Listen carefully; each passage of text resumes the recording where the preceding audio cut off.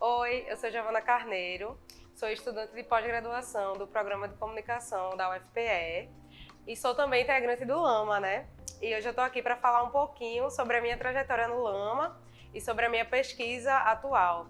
Eu sou mestranda aqui na linha 2 do PPG-Com, que é a linha de Estética e Cultura da Imagem e do Som, e estou trabalhando uma pesquisa que tem como título Grana no Bolso, Beleza e Afeto, as imagens de controle em disputa nas performances de masculinidades negras no rap.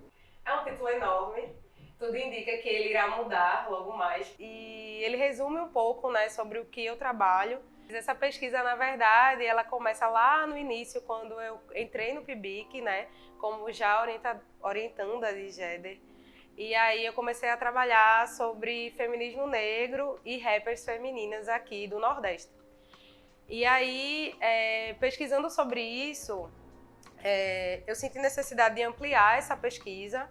E no momento do meu TCC, né, que eu acabei tendo que defender o TCC na época da pandemia, eu senti uma necessidade de estudar também as questões das masculinidades negras, porque durante a minha pesquisa no PIBIC, entrevistando essas mulheres, essas rappers mulheres, eu notava como as questões de performance de masculinidades negras que estavam presentes no gênero musical, no rap, acabava reverberando também na arte dessas mulheres, na vivência dessas mulheres dentro do rap, né? E aí, a partir disso, veio também a pandemia, e veio a questão da minha vivência também, do meu encantamento, eu diria até, com o trabalho de Emicida, né? Com o lançamento de Amarelo, era algo que eu fiquei muito imersiva nisso tudo. E aí, o meu projeto de TCC, que antes era para continuar estudando essas mulheres, se transformou num projeto que falava muito sobre essa relação de Emicida com o rap, com o afeto, com a música e com as questões de masculinidades negras que Emicida trazia no trabalho dele também.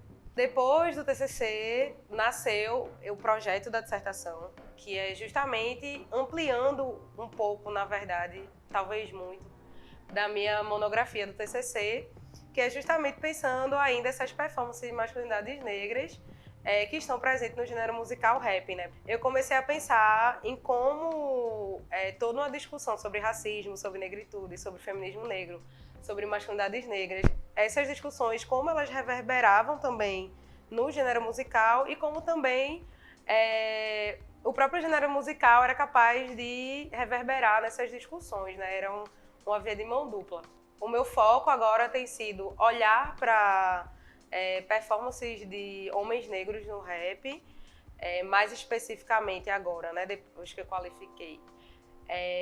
No meu objeto de pesquisa eu trabalho com Baco, Exu do Blues, com Djonga, com Emicida também, e faço menção a alguns outros rappers, como o Rico da Laçã, para pensar justamente como é que esses homens negros estão performando essas questões de masculinidades negras no rap, né? E também pensando muito fortemente agora, né, que é uma coisa que mudou muito justamente do projeto para o que é agora a minha dissertação, como essas performances de masculinidade negra apareciam no gênero musical antes e como esse afeto ele mostra novos caminhos de uma busca pela uma humanização desses corpos negros que estão presentes no rap e que estão presentes na sociedade como um todo, assim, né? Vendo a música como essa ferramenta de comunicação também que a gente usa para fazer diversas análises multidisciplinares e, enfim, multicategóricas.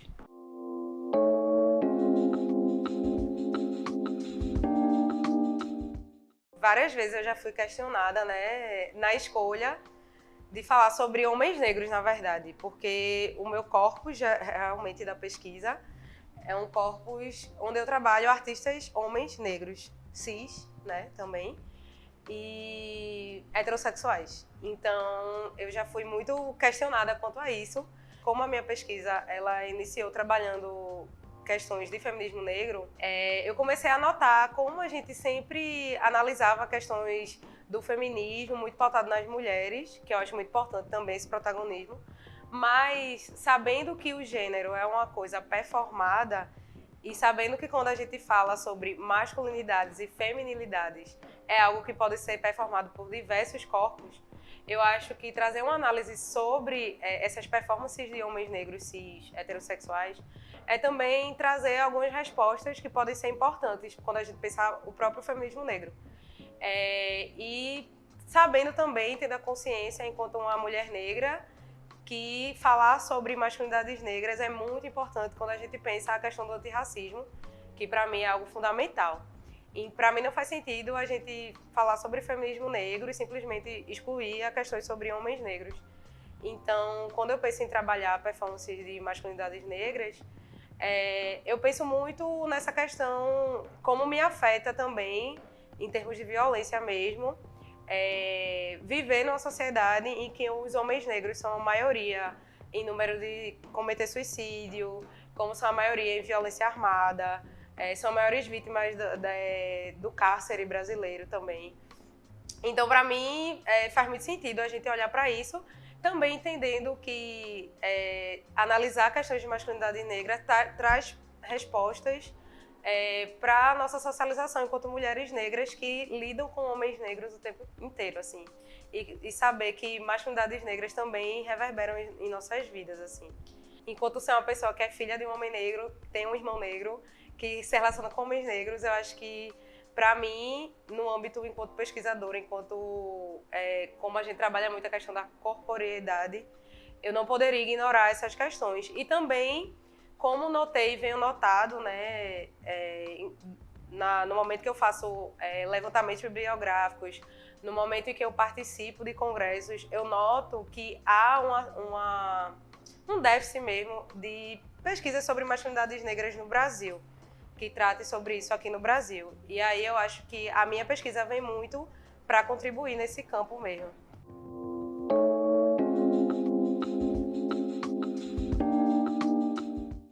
Bom, sobre os artistas que eu escolhi na minha dissertação, poxa,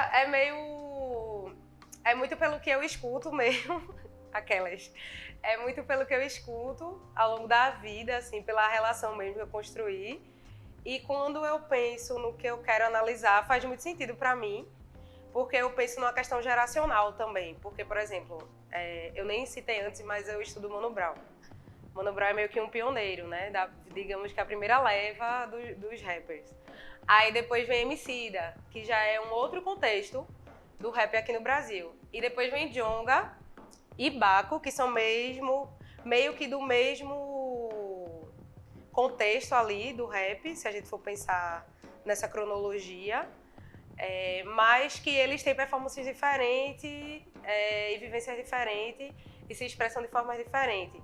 Então, quando eu construí esse corpus, veio muito desse lugar também, de pensar uma questão geracional, porque como eu quero analisar essas mudanças desses discursos e dessas performances de masculinidades negras no rap, faz muito sentido que eu meio que crie essa cronologia, pensando em cada contexto geracional, em cada contexto social, né?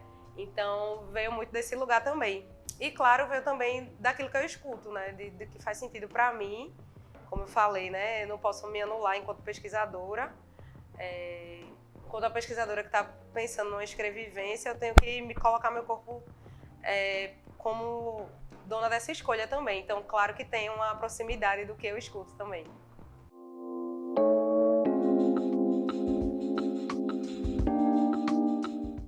A articulação das mulheres está muito presente nisso, assim, porque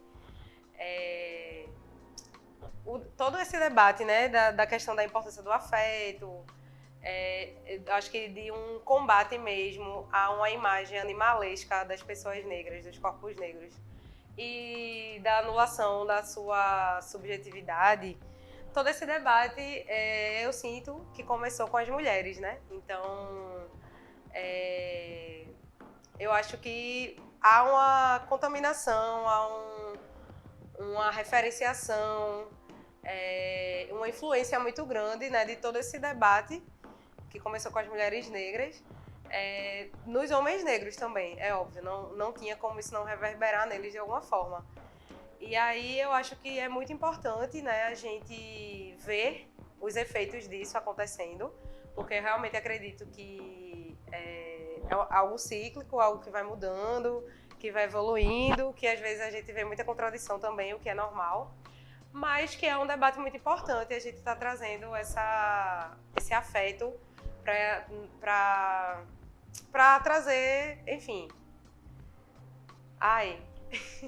para estar presente nessa articulação quando a gente pensa a questão do antirracismo, da negritude e da emancipação dos corpos negros, que eu acho que é muito forte, muito potente, acredito muito nisso no meu trabalho, para a gente pensar numa nova configuração decolonial, anticolonial, enfim, longe desses olhares da colonização sobre nossos corpos, né? Então eu vejo como muito positivo essa questão desses discursos do afeto, né, dentro da música, dentro do rap principalmente, mas claro que a gente está aqui para tensionar também e mostrar as contradições que existem dentro disso. E é isso, eu acho que é uma discussão que tem muito ainda para agregar, mas eu vejo como um movimento muito importante e um movimento que tem muito para mostrar ainda e que, enfim, vai ser importante para a gente.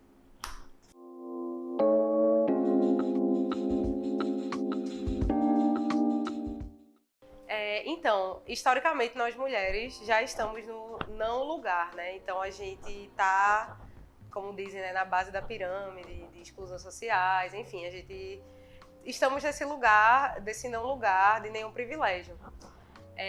Sendo que os homens negros também estão nesse lugar, sendo que a questão do gênero, né, essa colonização patriarcal, ele age como uma armadilha, na verdade, para os homens negros, porque cria uma narrativa, uma política, né, de que os homens negros eles conseguiriam ter um poder, sobretudo sobre as mulheres, caso eles se demonstrassem tudo aquilo que o patriarcado cobra dele, né, que é essa virilidade exacerbada, tudo isso que reforça esse caráter extremamente viril, violento mesmo, esse lugar de violência. E aí existem várias características que esse homem pode acionar, né? Esse homem negro pode acionar para ocupar esse lugar de poder dentro dessa sociedade patriarcal, né? E aí eu falo um pouco sobre isso no trabalho, né? E que é justamente o que seria essas ferramentas. Seria o poder aquisitivo, seria a violência mesmo, usar a violência contra outras mulheres negras também. Seria a questão da sexualização, né? Essa hipersexualização, ser essa máquina do sexo. Então, tudo isso são, na verdade, uma grande armadilha que faz com que homens negros se coloquem, muitas vezes, em uma posição onde eles violentam outras mulheres negras. E, na verdade, esse sistema patriarcal que chama esse homem negro para ser um aliado dos homens brancos na verdade, um sistema que acaba violentando ainda mais esse corpo negro, né? Porque o que a gente vê são homens negros completamente nesse lugar de violência, nesse lugar de nunca conseguir alcançar um prestígio na sociedade, porque esse prestígio é dos homens brancos. Então, esses homens negros geralmente são homens negros que poderiam ter outra vivência em termos de afeto, em termos de viver de forma mais harmoniosa com as mulheres negras e com outras pessoas, mas eles preferem viver nessa ilusão, preferem não, porque às vezes, muitas das vezes não é uma escolha, né? É algo que está implícito. Dentro desse contexto, quando a gente chama para a política dos afetos, do amor, de construir uma comunidade, a gente está chamando os homens negros a esse despertar mesmo, assim, uma humanização que perpassa dentro dessa vida em comunidade, né?